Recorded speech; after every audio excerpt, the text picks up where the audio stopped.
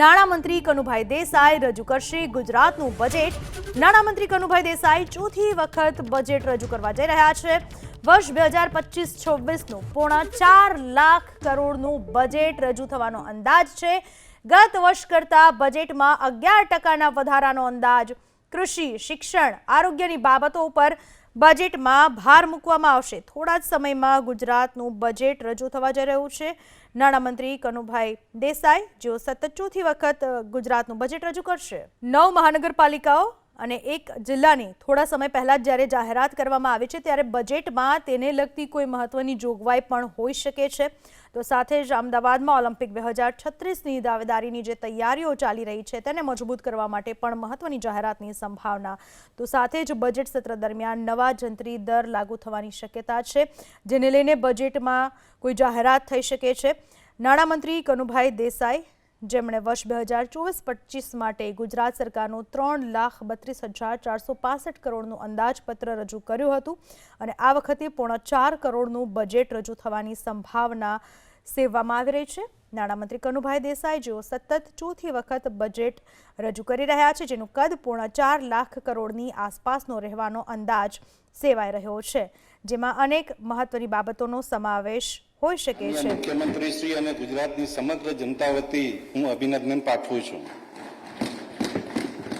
માનનીય અધ્યક્ષ શ્રી, માનનીય વડાપ્રધાન શ્રીના વિકસિત ભારત 2047ના લક્ષ્યને સાકાર કરવા માનનીય મુખ્યમંત્રી શ્રી ભૂપેન્દ્રભાઈ પટેલના નેતૃત્વ હેઠળની અમારી સરકાર વિકસિત ગુજરાત 2047ની પરિકલ્પનાને સિદ્ધ કરવા કટિબદ્ધ છે। ગુજરાતે સુશાસન સૂચકાંકમાં દેશભરમાં પ્રથમ ક્રમ, નાણાકીય શિસ્ત અને માળખાકીય વિકાસની અમારી સરકારની પ્રતિબદ્ધતા દર્શાવે છે। નીતિ આયોગના વર્ષ 2025ના રાજકોષીય શિસ્ત સૂચકાંકમાં રાજ્યને એચીવરનો દરજ્જો મળેલ છે। ગુજરાતની રાજકોષીય ખાત અને જાહેર દેવું રાષ્ટ્રીય સ્તરે ન્યૂનતમ પૈકી રાખવા માટે ગુજરાતે સતત ઊંચો આર્થિક દર જાળવી રાખેલ છે। દેશમાં ગુજરાત માથાની આવક અને રોજગારી આપવામાં અગ્રેસર છે। દેશનું ગ્રોથ એન્જિન છે। ગુજરાત દેશનું ગ્રોથ એન્જિન છે। જમીનના માત્ર 6% અને કુલ વસ્તીના માત્ર 5% ધરાવતું ગુજરાત દેશના કુલ જીડીપીમાં 8.3%નું યોગદાન આપે છે। અમારા સતત પ્રયાસનો થકી આ યોગદાન વર્ષ 2030 સુધીમાં 10%થી વધારે પહોંચાડવા માટે અમે કટિબદ્ધ છીએ। ગુજરાત દેશના ઔદ્યોગિક ઉત્પાદનમાં 18% યોગદાન આપે છે। દેશની કુલ નિકાસના 41% જેટલી નિકાસ ગુજરાતના બંદરોથી થાય છે। ગુજરાતે logistic ease across different states LEAD સૂચકાંકમાં એચીવરનો દરજ્જો મેળવેલ છે। 2 દાયકાથી યોજાતા વાયબ્રન્ટ ગુજરાતના સફળ આયોજનના પરિણામે રોકાણ અને રોજગારની વિપુલ તકો ઉપલબ્ધ બની છે। ગુજરાત આજે ગ્રીન એનર્જી અને પ્રવાસના ક્ષેત્રમાં મહત્વની કામગીરી કરી રહેલ છે। આ ઉપરાંત સેમિકન્ડક્ટર, એરોસ્પેસ, બાયોટેકનોલોજી જેવી ઉભરતી ટેકનોલોજીના ક્ષેત્રમાં પણ મોખરે છે। ગુજરાતની નીતિઓ make in India, make for the world વિઝનને મજબૂત બનાવે છે। આપણું રાજ્ય સેમિકન્ડક્ટર ક્ષેત્રમાં વિશ્વસ્તરીય ઉત્પાદન કેન્દ્ર બનવા જઈ રહ્યું છે। ધોલેરા અને સાણંદ ખાતે સેમિકન્ડક્ટર ઇકોસિસ્ટમની સ્થાપના થઈ રહી છે। ભારતના વડાપ્રધાન શ્રી માનનીય મોદીજીએ અને સ્પેનના વડાપ્રધાન શ્રીની હાજરીમાં વડોદરા ખાતે લશ્કરી વિમાનો માટે ઉત્પાદનની સુવિધા શરૂ કરવામાં આવેલ છે, જે સંરક્ષણ ક્ષેત્રે દેશની આત્મનિર્ભરતાને મજબૂત બનાવશે।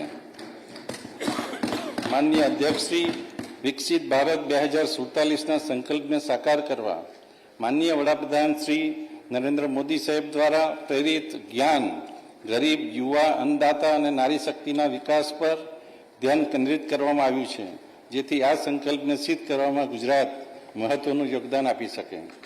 માનનીય અધ્યક્ષશ્રી, ગરીબ અને વંચિતોના વિકાસ માટે સરકાર આવાસ, અન્ન સુરક્ષા, પોષણ વગેરેને અગ્રિમતા આપે છે। આ બજેટમાં ઘરનું ઘર સ્વપ્નને પરિપૂર્ણ કરવા ગરીબો માટે 3 લાખથી વધુ આવાસો પૂરા પાડવાનું આયોજન છે।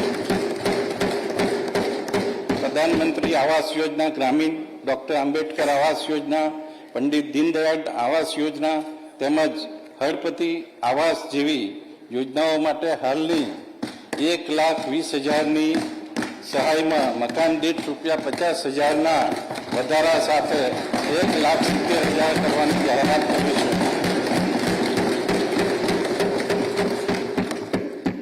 માનનીય અધ્યક્ષશ્રી, પ્રધાનમંત્રી ગરીબ કલ્યાણ યોજના અંતર્ગત રાજ્યના અંદાજે 75 લાખ કુટુંબોને અનાજ વિનામૂલ્યે પૂરું પાડવાનું ભગીરથ કાર્ય અમારી સરકાર કરી રહી છે. વધુમાં ગરીબ લોકોની અન્ન સુરક્ષા માટે રાહત દરે તેલ, કઠોળ, ખાંડ અને અન્ય આવશ્યક ખાદ્ય સામગ્રીઓનું વિતરણ પણ કરવામાં આવે છે. પોષણલક્ષી યોજનાઓના અસરકારક આયોજન અને અમલીકરણ અમારી સરકારનો મુખ્ય ઉદ્દેશ રહેશે. પોષણ અને તંદુરસ્તી માટે અલગ અલગ વિભાગો દ્વારા યોજનાઓ અમલમાં છે. પોષણને અગ્રિમતા આપતા આ યોજનાઓ માટે ગત વર્ષ કરતાં 21% વધારાની સાથે અંદાજિત 8,200 કરોડની જોગવાઈ સૂચવી છે.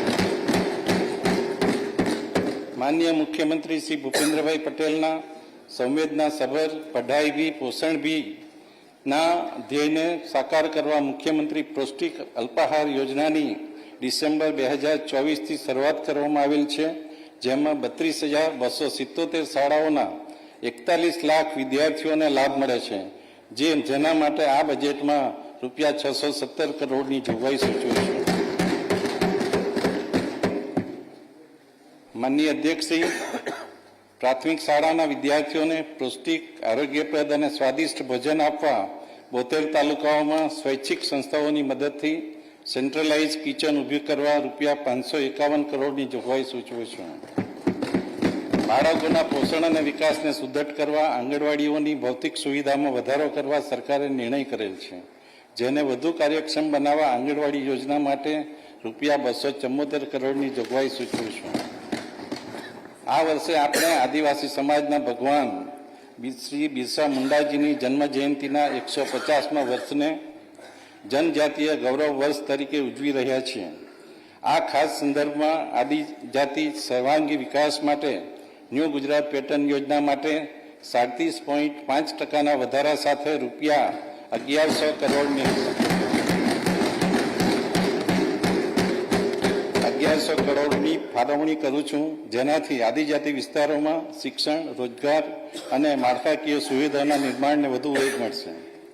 શ્રમિકોને નજીવા દરે ભોજન મળી રહે તે હેતુથી શ્રમિક અન્નપૂર્ણા યોજના હેઠળ 290 કેન્દ્રો કાર્યરત છે. જરૂરિયાત પ્રમાણે શ્રમિક અન્નપૂર્ણા માન્ય મંત્રીશ્રી એક જ સેકન્ડ. નાણાં સચિવને મારી સૂચના હતી અહીંથી કે મીડિયાને જે રાઇટિંગમાં જે આપવાની બુક છે હજી ત્યાંથી પહોંચાડી નથી, તાત્કાલિક પહોંચાડવાની વ્યવસ્થા કરો. આપનું કન્ટિન્યુ રાખો. શ્રમિકોના કામના સ્થળની નજીક પાયાની સુવિધાઓ માટે રહેઠાણની વ્યવસ્થા મળી રહે તે હેતુથી મુખ્યમંત્રી શ્રમિક બસેરા યોજના માટે ₹200 કરોડની જોગવાઈ સૂચવું છું. માન્ય મુખ્યમંત્રીશ્રીના અને માન્ય પ્રધાનમંત્રીશ્રીના દિવ્યાંગજનો પ્રત્યેની સંવેદનાને સાકાર કરવા સંત સુરદાસ યોજના હેઠળ 80%ને બદલે હવેથી 60% કે તેથી વધુ દિવ્યાંગતા ધરાવતા 85,000થી વધુ દિવ્યાંગોને પણ આ વાર્ષિક ₹12,000ની સહાય આપવાની જાહેરાત કરું છું. માનનીય અધ્યક્ષશ્રી, ગુજરાત આશરે 26% વસ્તી યુવા છે. રાજ્યની આ યુવા શક્તિની પ્રગતિ માટે અમારી સરકાર તેમને જરૂરી શિક્ષણ, સંસાધનો તથા રોજગારી ઉપલબ્ધ કરાવવા સતત કાર્યરત છે. સામાજિક ન્યાય, આદિજાતિ તથા શિક્ષણ વિભાગ દ્વારા 81 લાખથી વધુ લાભાર્થીઓને શિક્ષણવૃત્તિ આપવામાં આવે છે. આ થકી શિક્ષણને સુલભ બનાવવા દરેક તબક્કે વિવિધ શિષ્યવૃત્તિઓ આપવા માટે ₹4,827 કરોડની જોગવાઈ સૂચવું છું. માન્ય અધ્યક્ષશ્રી, યુવાનો ઉચ્ચ અભ્યાસ મેળવી શકે તે માટે અલગ અલગ 10 જિલ્લાઓમાં કુલ 20 સ્થળોએ સમરસ કુમાર અને કન્યા છાત્રાલય બનાવવામાં આવશે, જેનો લાભ 13,000થી વધુ વિદ્યાર્થીઓને મળશે. માન્ય અધ્યક્ષશ્રી, ખેલે તે ખીલેના અભિગમ સાથે ગુજરાતના યુવાનો માટે આંતરરાષ્ટ્રીય કક્ષાની રમતગમત સુવિધાઓ સ્થાપવાનું આયોજન છે. યુવાનોને વિવિધ રમતગમત સ્પર્ધાઓ માટે તૈયાર કરવા ઓલિમ્પિક રેડીનેસ પ્રોગ્રામ અમલમાં મૂકવામાં આવેલ છે. અમદાવાદ ખાતે સરદાર પટેલ સ્પોર્ટ્સ એન્કલેવ અને કરાઈ ખાતે આંતરરાષ્ટ્રીય કક્ષાની સ્પોર્ટ્સ સુવિધાઓ ઉપલબ્ધ કરાવવામાં આવશે. આઈટીઆઈના તાલીમાર્થીઓને ઉદ્યોગની માંગ અનુરૂપ ટેકનોલોજી અને અદ્યતન સાધનોથી તાલીમ મળી રહે તે ઉદ્દેશથી આઈટીઆઈને અપગ્રેડ કરવા માટે ₹450 કરોડની માપતક જોગવાઈની જાહેરાત કરું છું. આ આયોજનથી આવનારા 5 વર્ષમાં અંદાજિત 5 લાખ તાલીમાર્થીઓને લાભ મળશે. આર્ટિફિશિયલ ઇન્ટેલિજન્સ યુગમાં આપણા યુવાનો દેશ માટે અને દુનિયા સાથે કદમ મિલાવી શકે તે માટે એલડી એન્જિનિયરિંગ કોલેજ અમદાવાદ ખાતે અને અન્ય 6 સરકારી ટેકનિકલ સંસ્થાઓ ખાતે એઆઈ લેબ સ્થાપિત કરવામાં આવશે.